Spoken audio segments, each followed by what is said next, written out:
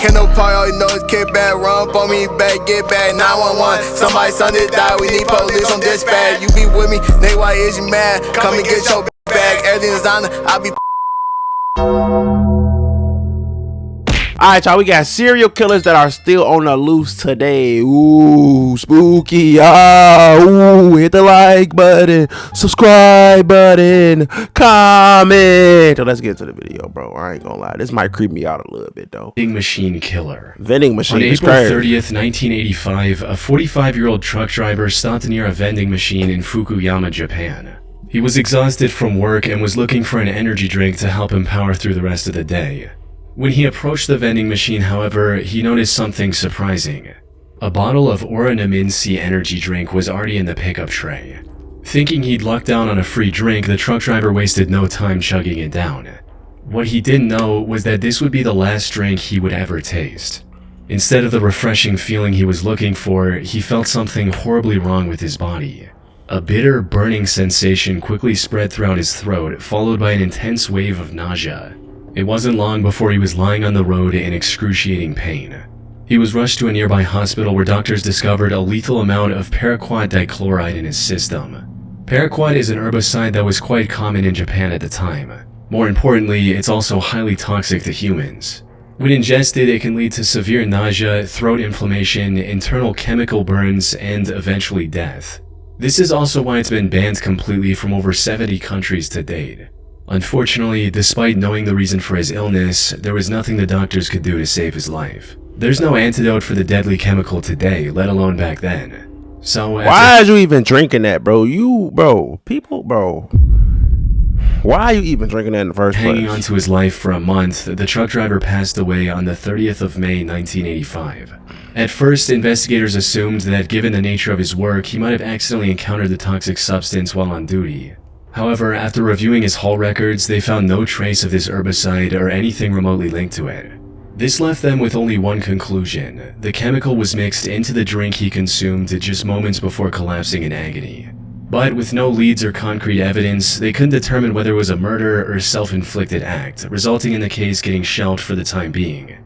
Now, while this might sound absurd, can't you check the cameras and see if somebody put a bottle in there or something? Like, I think this is an easy open and shut case if I'm not tripping. You have to understand that paraquat was readily available in the country. Let me not do the police police job, though. You didn't need any prescription or identification to purchase the chemical, leading to over 1,400 people using it as the poison of their choice in 1984 alone.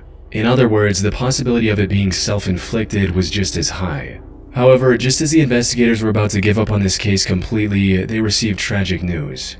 Another person had fallen victim to the same poison after consuming Oranaminsi on the 5th of September. Then another 6 days later, and one more 2 weeks after that. By this point, it was clear that someone was deliberately poisoning vending machine drinks across Japan. This was the work of a deranged serial killer.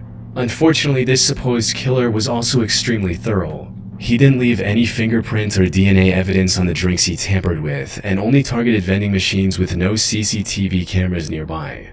As for why his victims willingly drank the unknowingly poisoned drinks he left behind, that had to do with the buy one get one free promotion Oranaminsi was running around the time to entice younger consumers. However, since some people only wanted the one drink, they often left the second free drink near the vending machine as a gift for the next person. This was common enough that people didn't find the lace drinks suspicious and drank them without a second thought. Sadly, this method was terribly effective. By the end of the year, this mysterious vending machine killer had claimed the lives of 12 victims and severely injured. Boy, this went on the news or something? Y'all wasn't getting warnings about this? This went on the news or nothing? Dang. 35 more.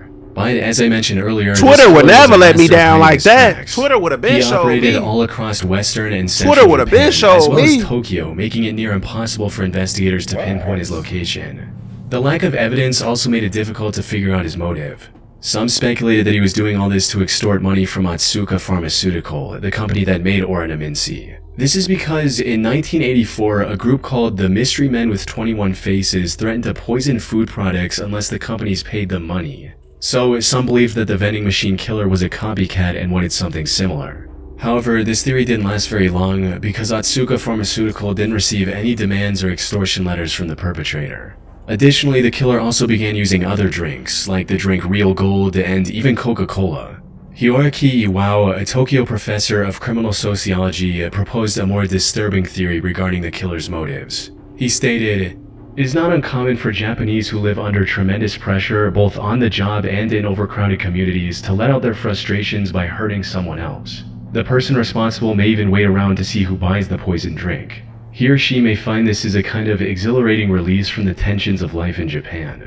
But even if this was the truth, it still didn't bring investigators any closer to catching the suspect.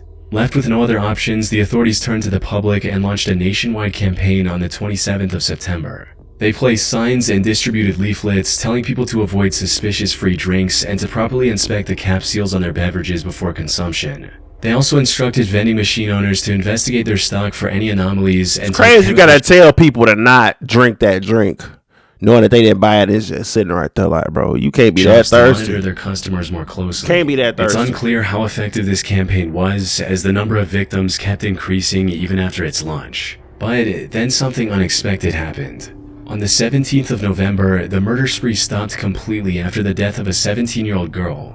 She was the only female to have died from the poisoning. It's possible that the person who committed these atrocities had a moral code against harming women, though that's nothing more than a baseless speculation.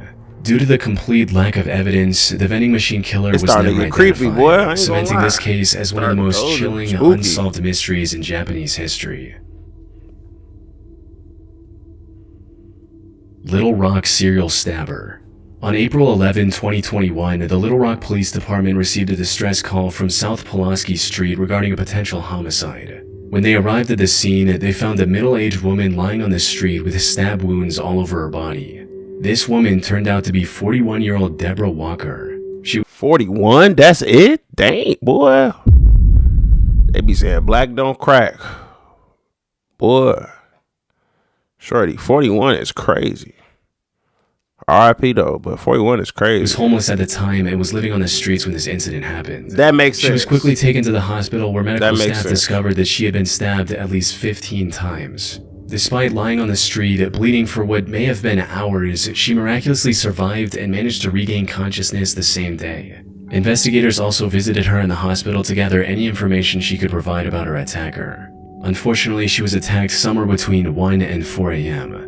It was still dark outside, and all that she saw was that her attacker was a tall, African-American male with a slender build.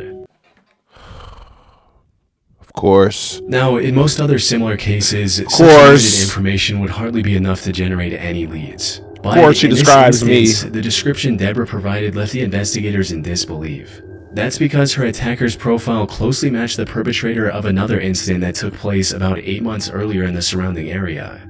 The victim of that incident was 64-year-old Larry Eugene McChristian. He was living in Little Rock with his daughter Sarah, who was on probation at the time.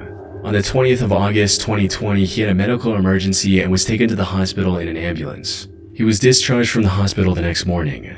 However, when the hospital staff tried to contact Sarah so she could pick him up, she wasn't answering her phone. So they gave Larry the information about a nearby homeless shelter and a bus token to get there.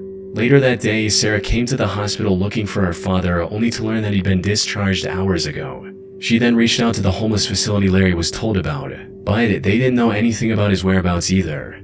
The only option she had was to file a missing persons report and wait for the police to find Larry. 2 days later, on the 24th of August, Sarah received the call she was waiting for. Tragically, it wasn't the news she had hoped for. According to the official report, the Little Rock Police Department found Larry's body on South Gaines Street at around 2 a.m. They identified him by the hospital discharge papers he had on him. More importantly, he had multiple stab wounds on his body and was unfortunately already dead by the time the police arrived. His death was declared a homicide, and the investigators began looking for clues almost immediately. This proved quite impossible at first, since there were no witnesses and there wasn't anything that could be used as evidence at the crime scene. However, after inspecting the surrounding houses, they had a major breakthrough. The CCTV camera outside a nearby house had captured the suspect walking down the street when suddenly he spots Larry and begins walking towards him. After committing the crime, he tries leaving the area, only to stop, go back, and stab Larry one last time before fleeing. As mentioned earlier, this man matched the profile Deborah gave to the police, leading investigators to believe she was attacked by the same person. While looking into older cases, they also connected the same killer to another murder that happened in the area on September 23, 2020. The victim of this incident was 62-year-old Jeff Welch, another homeless man who was living in an abandoned home. On the morning of that day, Jeff's friend found him on the porch of his house with a stab wound on his neck. By this point, the investigators knew they were dealing with a deranged serial killer. However, just as they uncovered the connection between the 3 attacks, another tragedy unfolded. On April 12, 2023, a day after the attack on Deborah Walker, another one of his victims... I ain't gonna lie, it's getting spooky in here, bro. It's getting spooky, bro. It's getting spooky. I ain't gonna lie. It's getting spooky, bro. Like, am I tripping? Like, it's getting spooky. Like, let me go look around a little bit, you know? Let me keep one open a little bit, you know? Let me keep an ear out, you know? Found on the Wright Avenue overpass. The only thing in common with these 4 attacks was that they all involved homeless individuals, and they all happened between 1 and 4 a.m. There seemed to be no clear pattern on how the perpetrator selected his targets. This left the Little Rock community terrified to leave their homes, fearing they might become the next victim of the serial killer on the loose. After realizing the potential danger of this situation, LRPD began spreading awareness about the man who is now being referred to as the Little Rock Slasher. They also turned to the public to ask for any information they could provide on the matter, and even announced a $20,000 reward. We also need your help. If you have seen anything suspicious or have surveillance cameras on your homes or businesses in this area, please contact us at 501. Unfortunately, despite having CCTV footage of the suspect, the Little Rock Slasher was never caught. The case remains a mystery to this I ain't day. gonna lie. Or at least that's what the official reports say. While researching this case, I came across an Arkansas-based blog called the Snarky Media Report.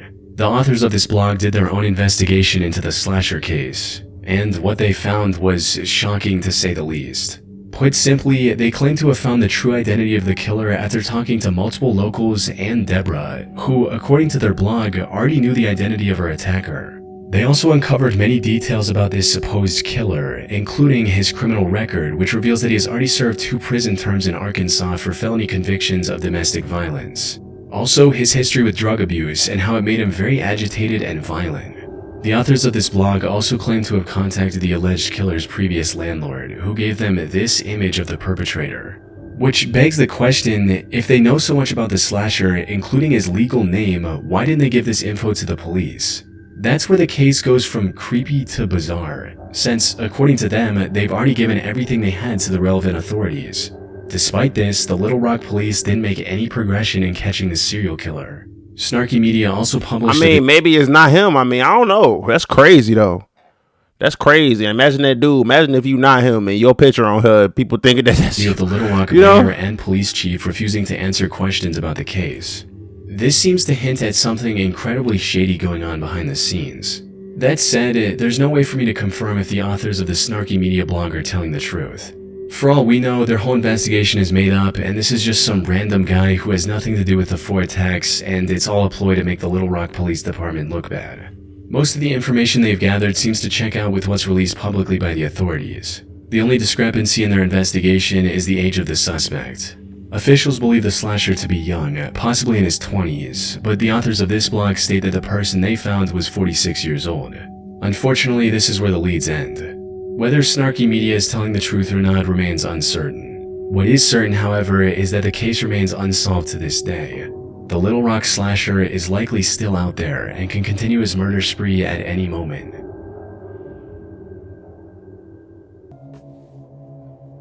On February 17, 1997, 21-year-old Patrick McNeil went out with his friends. He spent the evening out drinking with his friends in the Dapper Dog Bar in Manhattan. When they got some glizzies, he likely drank more than he could handle, resulting in him throwing up in the bar's bathroom before leaving in a highly unstable and disoriented throwing state. up off the glizzies. Patrick was then seen turning left onto 90th Street, heading in the direction of the East River. This was the last time anyone would see Patrick alive. Following this night out, Patrick vanished into thin air. Despite extensive efforts, authorities found no leads or clues to his whereabouts. That is until April 7, 1997, when Patrick's lifeless body was found in the East River 50 days after his disappearance. Dang. Duty Sergeant of the NYPD's Special Investigation Division, Kevin Gannon, was called to the scene to assist with the body's recovery and examination. Kevin had been a seasoned detective for years, and by this point there was little that could surprise him. However, the circumstances surrounding Patrick's death disturbed him to his core. The more he looked into it, the more strange the situation became. For instance, Kevin noted that Patrick's body wasn't decomposed enough to have been floating in the river for a week, let alone the past 50 days. He also found burn marks on Patrick's body, hinting at the possibility of him being restrained prior to his death. Kevin knew that something wasn't right. Unfortunately, due to the complete lack of evidence pointing to the contrary, Patrick's death was ruled as an accident. Kevin kept thinking over this feeling for the next year before coming across a case that reinforced his suspicions even further. On February 13, 1998, another body was found in the same stretch of water. This body was later identified as 22-year-old Lawrence R. Andrews, who had gone missing on New Year's Eve after celebrating the event with his friends in Times Square. After getting on the case, it didn't take long for Kevin to notice eerie similarities between the two. I ain't gonna lie, y'all. That's why you can't be outside, like, bro. You shouldn't be outside sloppy drunk, bro. Like, I ain't gonna lie, bro. Be a man, bro. Be a man, bro. You feel me? Know what you can handle, bro. And don't be out there sloppy, bro. Because anything can happen. Anything can happen. Somebody can come get you. Something can pop off. You feel me? Like, bro, you should never be outside sloppy like that. Cases, as both bodies were found within yards of each other. Never. Both of them were also young Caucasian males and were on track to have successful careers. They both disappeared in one of the most crowded cities in the world without any trace. Interesting fact. Most importantly, Kevin also found similar oddities in both cases, where the bodies were a lot less decomposed than they should have been, and there were burn marks indicating possible restraints before their death. Always saying it's a pattern. Lawrence's case prompted Kevin to look for other similar cases across the U.S. He enlisted the help of fellow detective Anthony Duarte and a criminal justice professor, Dr. Lee Gilbertson. Together, they began investigating these cases, and soon a chilling pattern began to emerge. In total, they found 45 different instances of young men dying under shockingly similar circumstances as Patrick and Lawrence. Most of them went out for a night of drinking, became more intoxicated than usual, disappeared shortly after, and were later found dead in some body of water. Almost all of them were also Caucasian and on track to have a high-paying career like engineering after college. Most disturbingly, however, they also found graffiti of smiley faces near the bodies of at least a dozen different victims. This led to the three investigators creating the smiley face murder theory. According to this theory, these 45 and possibly many other deaths from the 1990s to 2010s weren't accidents in the slightest. Instead, they were murders committed by a single deranged person or an organized group of serial killers. This is the only logical explanation they could find to justify the many oddities and similarities in these incidents. That said, while this theory makes complete sense to some people, others aren't convinced one bit. Criminal profiler Pat Brown, for instance, called this theory ludicrous. She believes that the idea of connecting smiley faces, one of the most common graffiti symbols, with murders is just absurd, stating, "It's not an unusual symbol. If you look in any area 5 miles square, I bet you could find a smiley face." The FBI also completely denied this theory in a statement, reading, "The FBI has reviewed the information about the victims provided by 2 retired police detectives who have dubbed these incidents the smiley face murders and interviewed an individual who provided information to the detectives. To date, we have not developed any evidence to support links between these tragic deaths or any evidence substantiating the theory that these deaths are the work of a serial killer or killers. The vast majority of these instances appear to be alcohol-related drownings." However, despite these setbacks, the 3 men have stuck with their theory. They're still working on finding evidence to back their observations. That said, if their hunch is correct, it would mean one of the most wicked serial killers in American history is still at large today. I-70 killer. Robin Fuldauer was a 26-year-old Indiana University graduate who was working at an Indianapolis Payless shoe source store. Bro, do y'all remember this store? I ain't seen this store in so long. Payless shoe source? Boy, Payless. Bro, I haven't seen one of these in so long, bro. A Payless. The 8th of April was supposed to be her day off. However, just as she was getting ready to relax at home, the employee who was supposed to man the counter called in sick. Left with no other options, her manager called Robin and told her to cover the shift instead. Robin wasn't very happy about this emergency shift change, but she reluctantly agreed, arriving at the store at 10 a.m. and starting her shift as usual. Unfortunately, her day was about to get a whole lot worse. Everything seemed normal until 2 p.m. when the manager called the store for a routine check.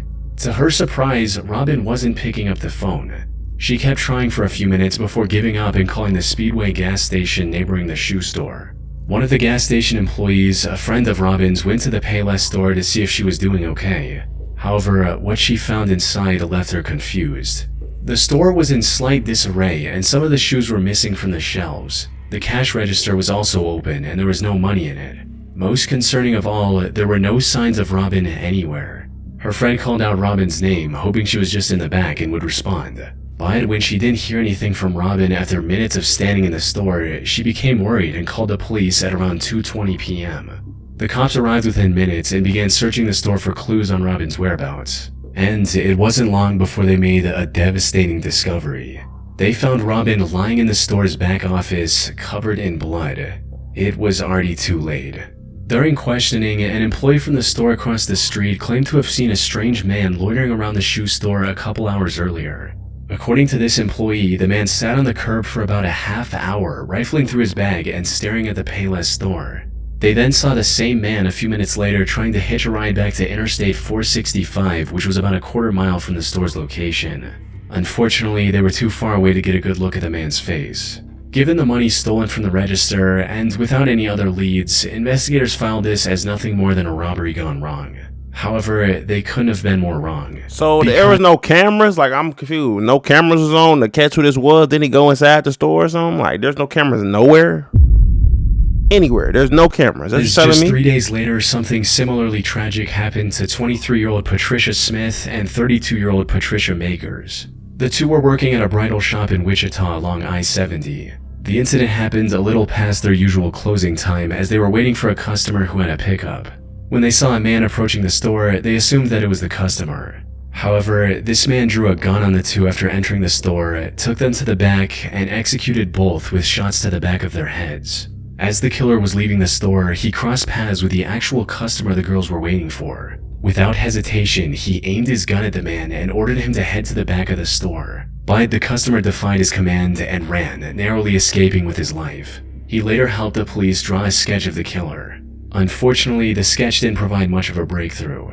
By this point, the authorities were certain they were dealing with a serial killer, but despite their efforts, the killer's spree continued. By May 7th, he had taken 3 more victims in small, low-traffic stores along the I-70 highway. By the time investigators managed to compile a few more sketches, the I-70 killer stopped his quest and went into hiding. That is until 1993, when he claimed 3 more victims along I-35 in Texas. He tried to hide his identity by changing his weapon, but the investigators were quick to notice the similarities. One of his victims, Vicky Webb, also managed to miraculously survive after getting shot in the neck. If he were ever caught, Vicky's testimony would have been crucial in bringing him to justice. Though, the I-70 killer was never found, and the case went cold for nearly 3 decades. However, then, in 2021, investigators released CCTV footage of a murder that happened in 2001. The suspect in this footage looks strikingly similar to the I-70 killer's sketches, potentially giving authorities the lead they need to finally catch him.